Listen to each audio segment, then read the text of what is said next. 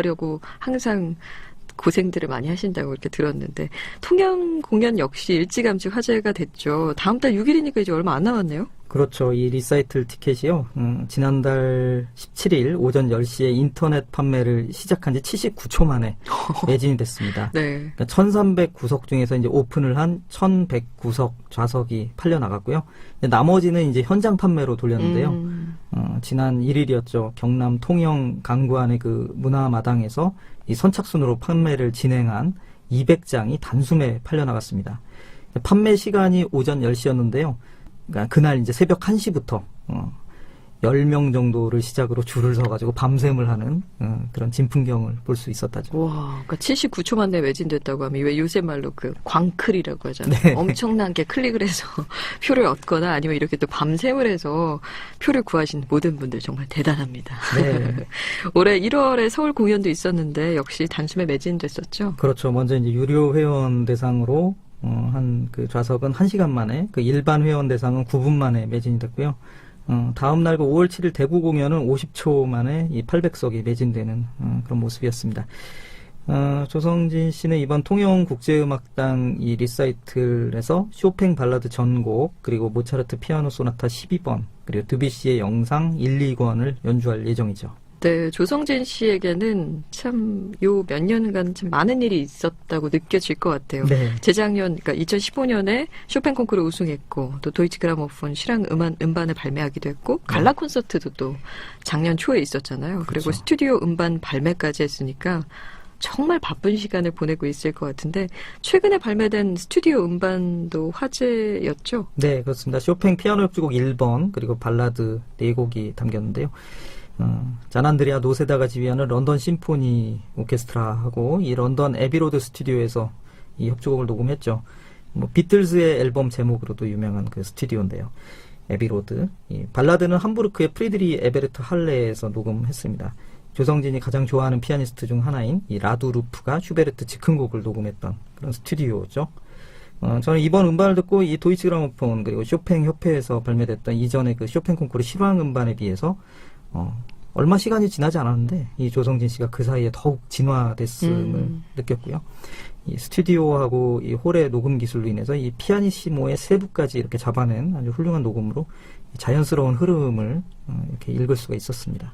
조성진 씨 하면 또 이제 쇼팽 콩쿠르와 때려야 뗄 수 없는 그런 관계라고 할 수 있잖아요. 쇼팽의 네. 피아노 협주곡 안 들어볼 수 없죠. 네, 요번에 이 스튜디오 음반 중에서 골라봤습니다. 쇼팽의 피아노 협주곡 1번의 2악장 로망스 라르케토인데요. 조성진의 피아노 연주고요. 잔안드레아 노세다가 지휘하는 런던 심포니의 연주 들어보시죠.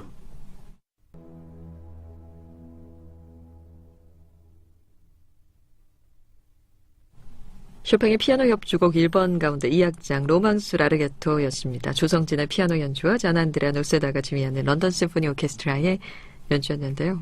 벌써 2015년이군요. 그 가을을 정말 뜨겁게 달궜던. 네. 저희도 소식을 전하면서도 좀 뭐라 그럴까 이 현실인가 좀 믿기지가 않았어요. 믿기지 않았던 네. 그런 정말 기쁜 낭보를 전해준 우리 음악가죠. 쇼팽 콩쿠르가 많이들 생각나셨을 것 같아요. 네, 이 쇼팽 협주곡 1번 이 조성진 씨의 대표곡인데요.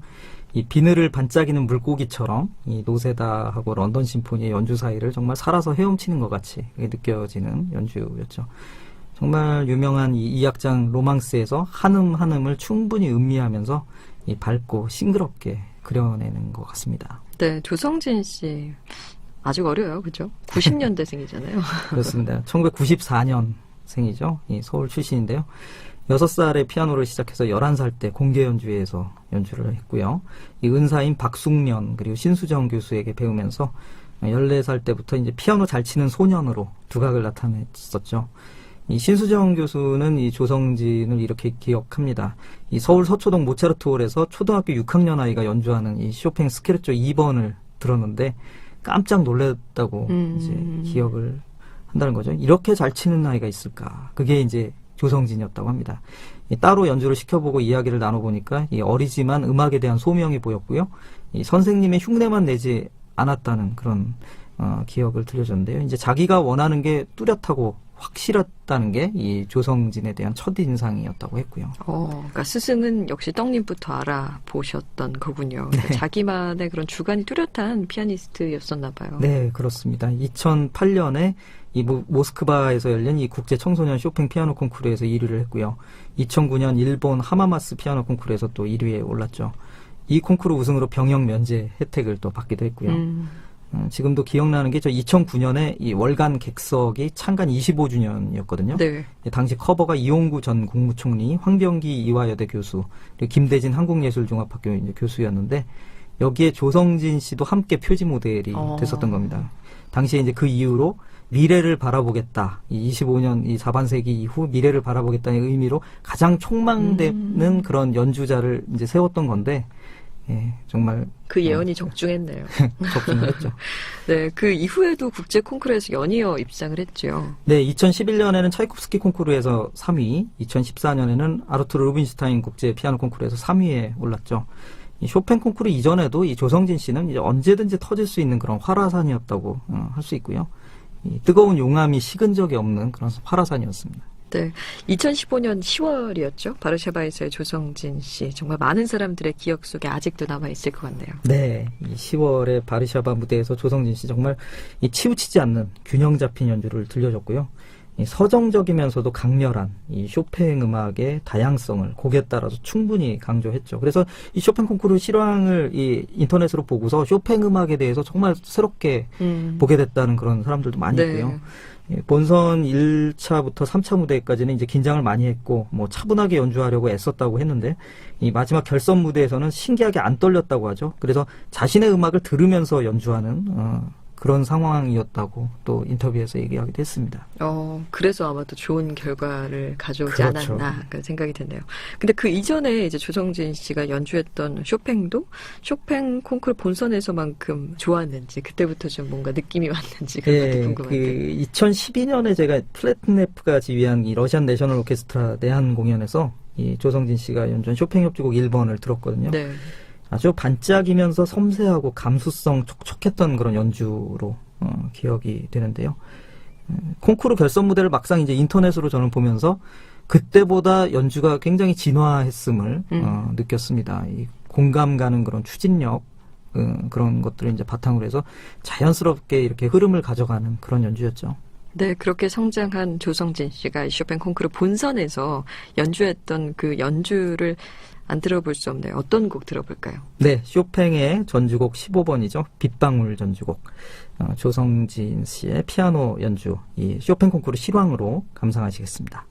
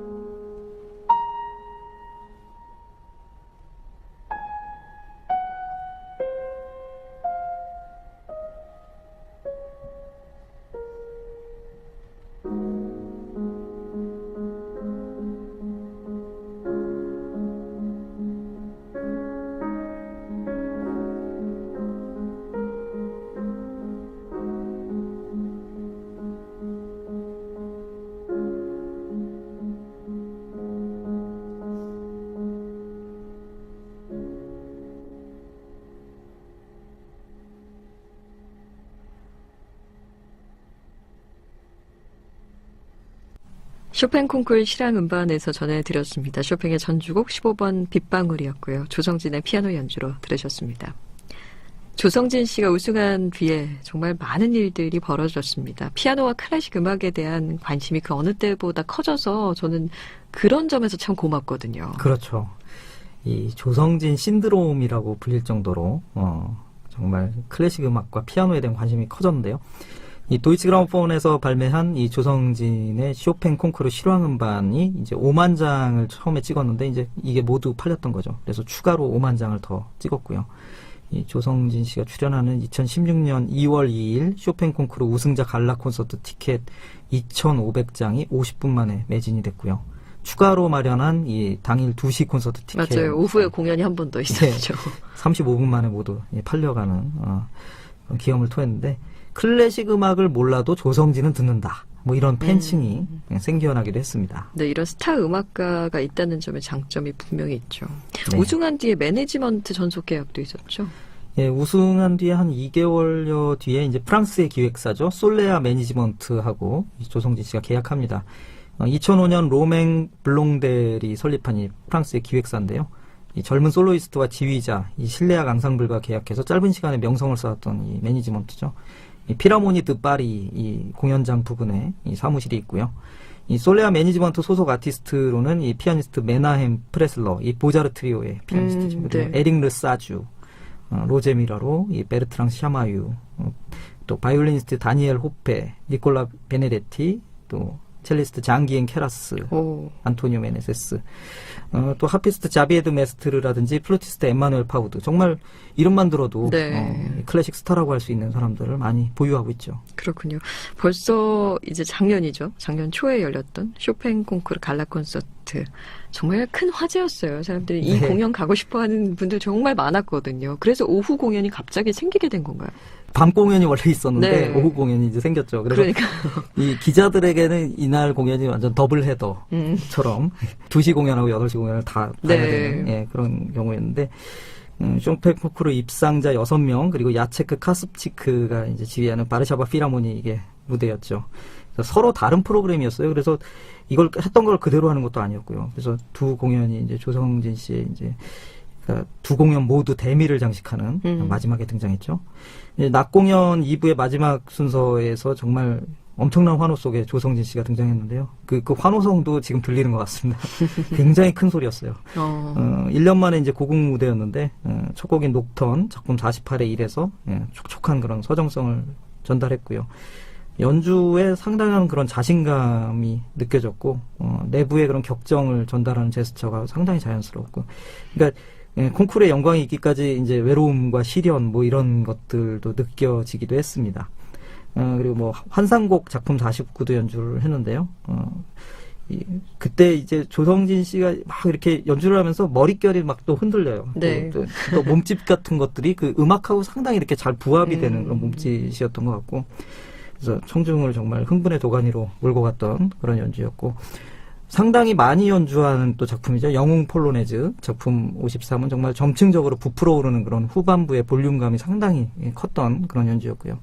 앙코르가 이제 녹턴 20번이었는데 정말 시리도록 맑은 그런 서정성을 느낄 수 있었던 그런 아주 좋은 인상 깊었던 공연으로 기억이 됩니다. 네, 그리고 그 공연 보고 잠시 쉬시고 저녁 공연도 보셨을 것 같은데요. 원래 공연이죠, 본 공연. 네. 이 밤 공연에서는 어떤 모습을 보여줬나요? 네, 조성진 씨가 마지막에 이제 카습치크하고 나란히 등장해서 쇼팽 피아노 협주곡 1번을 협연했죠.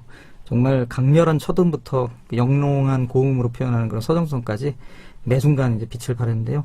이 지휘자하고 눈을 맞춰가면서 연주에 전념하는 조성진 씨 얼굴을 보니까 그때 이제 땀에 푹 젖어 있었죠. 이 악장 라르게토는 정말 어떤 방해물도 없이 자유롭게 감각의 정원을 거니는 듯한 연주였고요. 3악장 기쁨의 노래였고 정말 맑은 날 시냇물의 조약돌처럼 아주 반짝반짝 빛나는 그런 연주로 기억이 됩니다. 두 공연의 이 티켓 구매자 중에서 20대하고 30대가 전체 한 67%였다고 하고요. 여성 대 남성 비율은 80대 20. 이 젊은 여성 관객이 8대 그러니까 2군요. 네, 8대 2죠. 그러니까 젊은 여성 관객이 정말 압도적으로 많이 조성진 씨의 공연을 찾았다는 점을 알 수 있었죠. 아마 여성 팬들이 예매를 해서 남성분들과 같이 갔을 수도 있으니까 성비가 비슷했을 수도 있을 것 같아요. 네. 역시 조성진 씨에겐 여성 팬들이 참 많다는 게 다시 한번 입증이 됐는데요. 조성진 씨 연주로 한 곡 더 쇼팽곡 들어보죠. 네, 이번 그 스튜디오 앨범 중에서 골라봤습니다. 쇼팽의 발라드 4번 F단조 작품 50인데요. 조성진의 피아노 연주입니다.